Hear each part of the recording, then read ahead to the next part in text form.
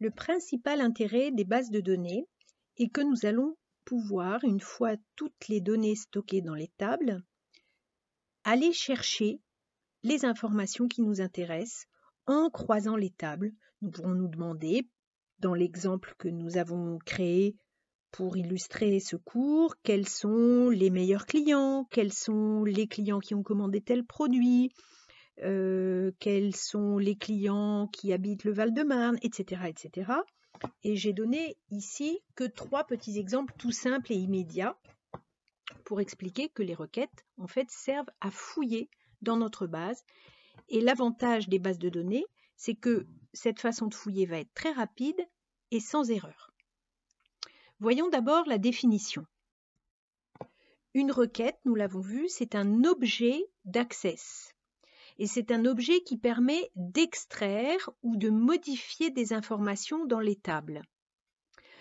Alors, pour interroger la base et pour extraire ces informations, on a besoin d'un langage. Ce langage s'appelle le SQL, Structured Query Language. Et grâce à Access, nous allons exécuter des petits programmes en langage SQL. Mais je vous rassure, pour ceux qui n'ont pas envie de programmer, nous ne programmerons pas, puisque Access est une interface. Et en fait, il utilise ce langage, mais nous-mêmes qui nous servons d'Access, n'avons pas accès nécessairement à ce langage.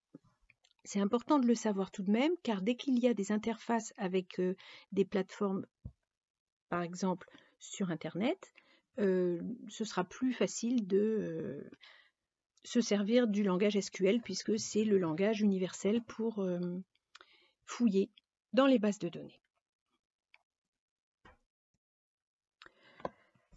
Il y a une notion qu'il est très important de savoir. Dans vos bases, seules sont stockées les informations. Et lorsque on enregistre une requête pour pouvoir la regarder le lendemain matin ou dans un mois ou dans un an, eh bien en fait, ce ne sont pas les résultats des requêtes qui ont été stockés, mais c'est uniquement la question. Et à chaque fois, quand on ouvre une requête, eh bien, l'ordinateur refouille. Donc, on est sûr que lorsqu'on ouvre une requête, le résultat est archiffré et tient compte des dernières informations stockées dans la base de données. Donc, lorsqu'on enregistre une requête, c'est la question qui est enregistrée et non pas la réponse, c'est-à-dire les enregistrements retournés. Alors, voyons maintenant les sortes de requêtes qui peuvent exister. Il existe principalement 2 sortes de requêtes. Les requêtes sélection, on va sélectionner, et puis les requêtes action. Alors les requêtes action vont agir dans la base, c'est-à-dire qu'elles peuvent ajouter, modifier, supprimer des enregistrements, voire même en créer, ou encore les modifier en les mettant à jour.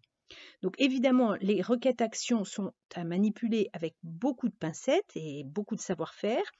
Les requêtes sélection, elles nous permettent juste de regarder dans notre base et de nous poser toutes les questions que nous voulons. On regarde, mais on ne change rien aux données.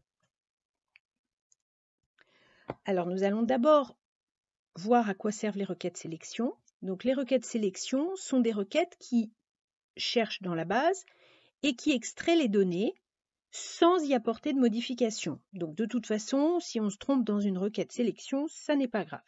Et elles peuvent servir à faire plein de choses. On peut afficher, trier, on peut regrouper.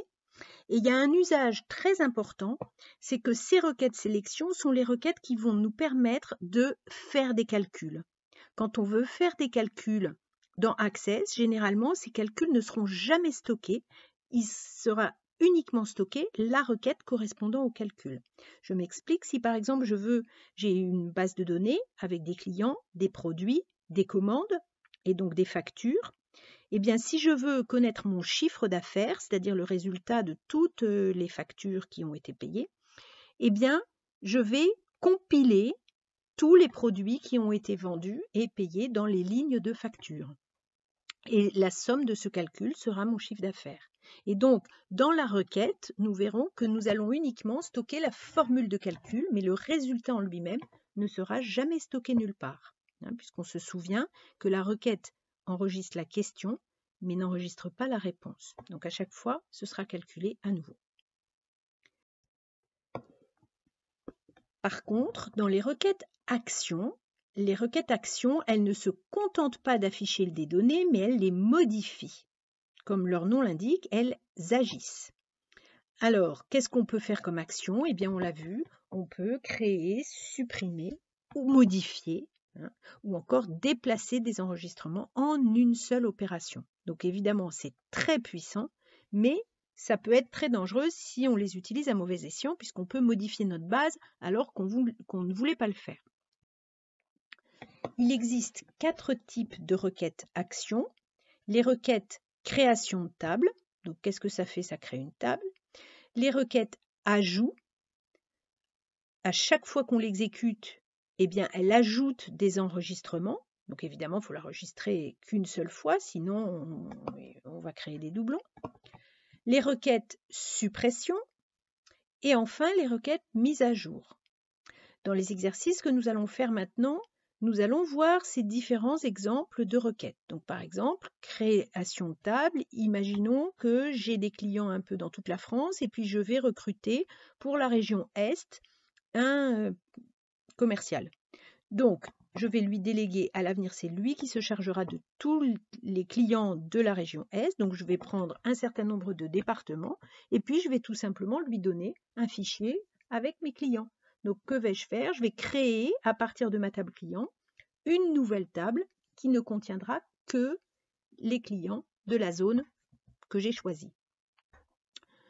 Une requête ajout, ça peut, si toujours le même exemple, mon commercial se débrouille bien, je lui ajoute une autre zone et donc je vais rajouter dans la table des clients qu'il a déjà 2 nouveaux clients. Donc voilà à quoi peut servir une requête ajout.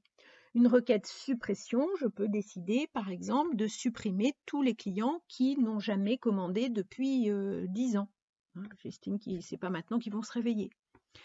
Et enfin une requête mise à jour, je peux par exemple décider d'augmenter tous les prix des produits qui ont un prix inférieur à 10 €, ou bien augmenter tous les prix de tous mes produits de 10% ou de 1%, etc. Et donc, cette requête changera les prix des produits qui se trouvent dans la table produit, donc dans mon catalogue. Donc, nous avons vu des exemples. Et maintenant, c'est à vous d'aller faire les exercices pour voir comment on traite justement ces requêtes.